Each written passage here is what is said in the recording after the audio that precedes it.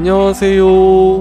미국의 빛나는 노벨경제학상 수상자이자 위대한 경제학자인 세뮤얼슨 할아버지는 역시 미국인답게 경제 원칙을 무시함으로써 자원을 낭비하거나 오용하는 사람은 누구나 비효율의 죄를 짓는 것이라고 했습니다. 헌법자는 체포, 구금을 하고 재판하는 데에 국가의 예산을 쓰도록 함으로써 비효율의 죄를 짓고, 시행착오를 거듭하는 정치인과 정책 담당자들은 국가 자원을 낭비하는 비효율죄를 짓고, 날림 공사를 하는 건설업자는 훗날 부실공사로 인한 사고로 인명과 재산에 피해를 끼쳐 비효율죄를 짓고, 입으로는 국가와 민족을 내세우면서 부정부패에 물들어 있는 정치인, 불법으로 폭리를 취하는 기업인, 교통법규를 위반하는 사람, 거리에 담배꽁초를 버리는 사람, 탈세꾼, 보험 사기꾼 등 모두 비효율의 죄를 지어 사회의 낭비를 초래한다고 주장하셨습니다. 일견으로는 무슨 억측인고? 라고 생각할 수도 있지만, 이러한 문제는 다른 시각에서도 큰 논란을 불러일으킵니다. 가령 노르웨이에서는 발음할 수 없는 이름의 사람이 연쇄살인을 저지르고도 호텔 같은 감옥에서 반성은커녕 비디오 게임을 하며 게임기를 더 좋은 걸로 바꿔달라 법원에 탄원하는 등 사형이 없어서 남한테 피해를 끼치지 않고 사는 빈민보다도 호화로운 생활을 세금으로 하고 있죠.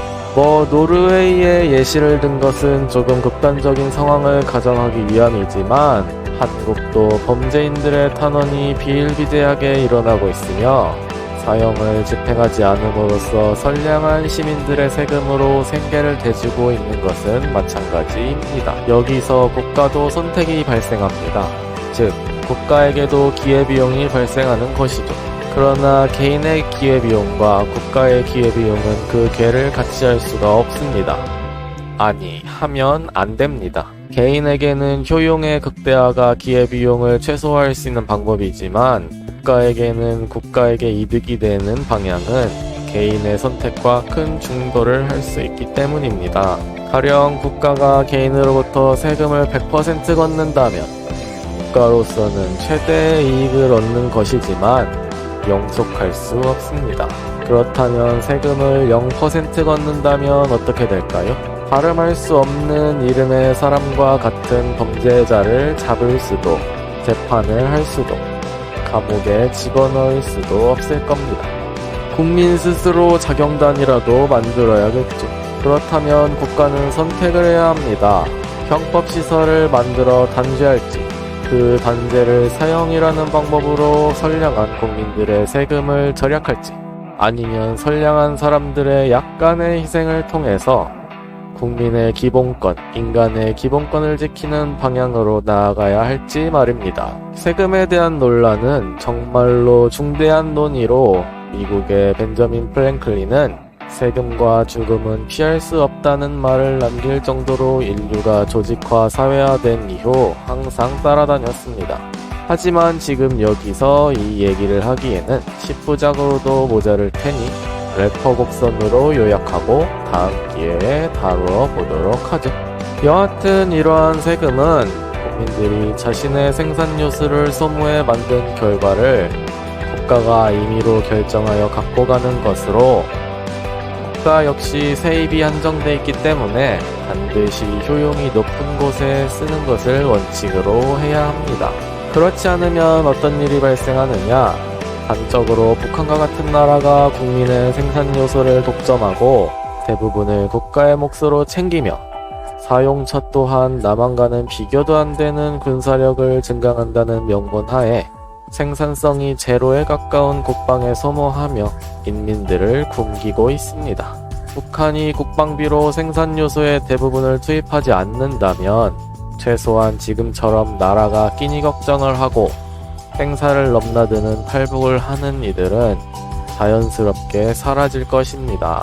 결국 북한은 인민의 생존이라는 기본적인 기회비용조차 무시하고 인민을 굶겨 죽이며 무리하게 국방 강화와 핵 개발을 하고 있는 것이죠. 북한이 극단적일 뿐 이것은 다른 나라도 조심해야 할 문제입니다.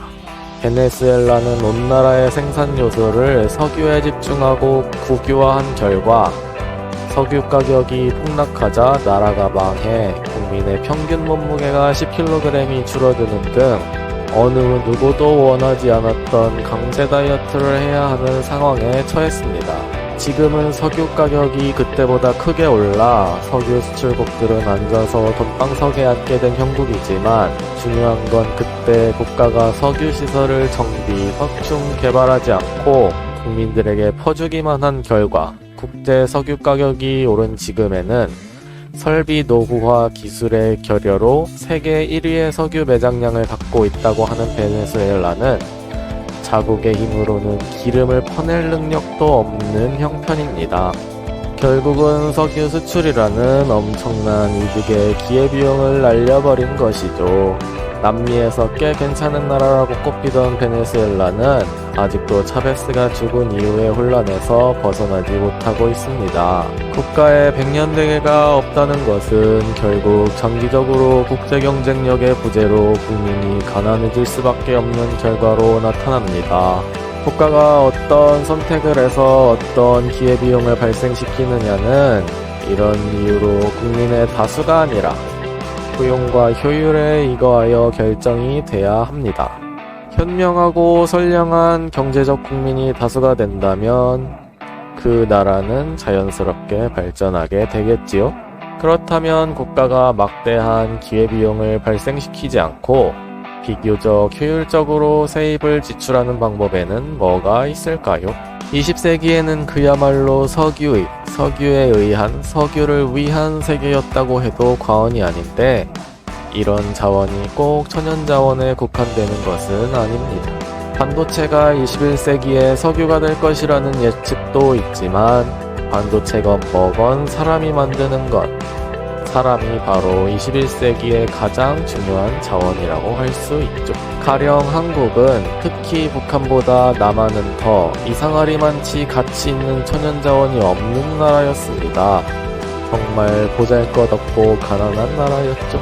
그러나 이상하리만치 교육열이 높았는데 부모님들이 자신은 못 먹고 못 입어도 자식은 공부시키고자 하는 경우가 많았습니다. 그 교육열 속에서 끊임없는 지식인들이 배출됐고 결국 지식을 통해 수십 년 만에 반만 년의 가난을 탈출할 수 있게 됐습니다.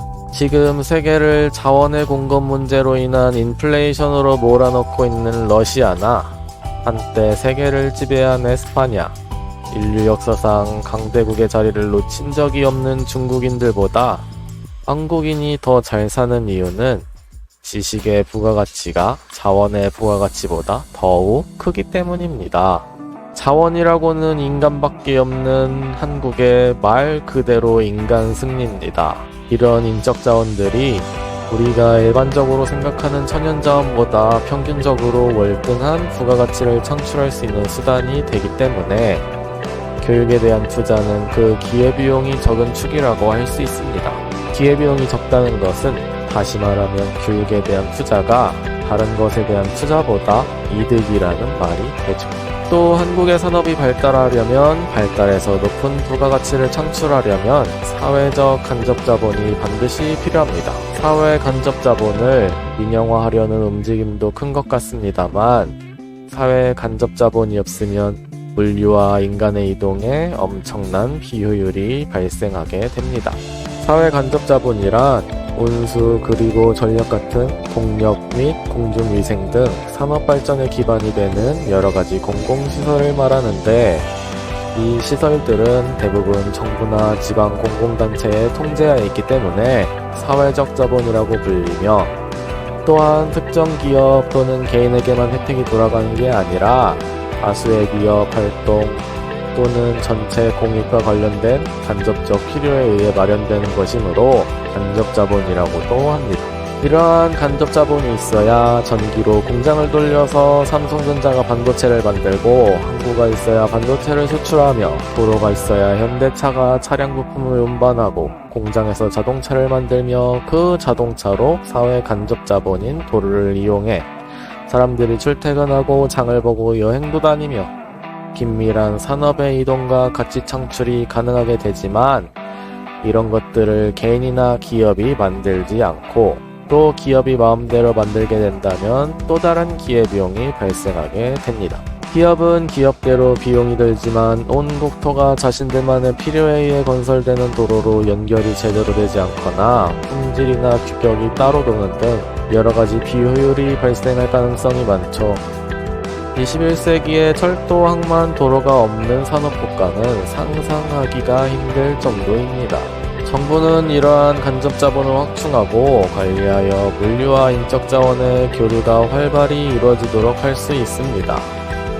또 국방이나 치안은 한 나라가 존속하고 국민이 생활하는 데 반드시 필요하므로 투자가 필요하지만 국방은 순전히 소모만 하는 분야로 일반적인 방법으로는 가치의 회수나 창출이 불가능합니다. 하지만 국방의 투자가 제로라고 했을 때 발생하는 기회비용을 생각해본다면 차라리 과한 투자가 낫다는 생각이 들 수도 있죠. 가령 국방이 없다면 북한의 침략으로 나라가 멸망해 사라지고 모든 국민이 김정은의 노예가 될 텐데 기회비용이 무슨 소용이 있겠습니까? 북한이라는 적국이 존재하는 이상 북한보다는 우위의 군사력을 유지하는 정도는 국가의 존속이라는 입장에서 반드시 필요하기에 얼마만큼의 예산을 어디에 투자하는 것이 바람직한지 상황에 맞는 연구가 필요합니다. 이렇듯 예산은 가급적 효율과 효용에 이거에 편성하는 것이 맞지만 그 가치를 측정하기 힘든 분야가 많습니다. 이러한 문제들을 옳은 방향으로 이끌 수 있는 것은 역시 수준 높은 국민의 지적 역량에 달려 있습니다. 이상으로 오늘의 영상을 마치겠습니다. 나가시기 전에 구독, 좋아요, 알림 설정까지 부탁드려요. 그럼 안녕.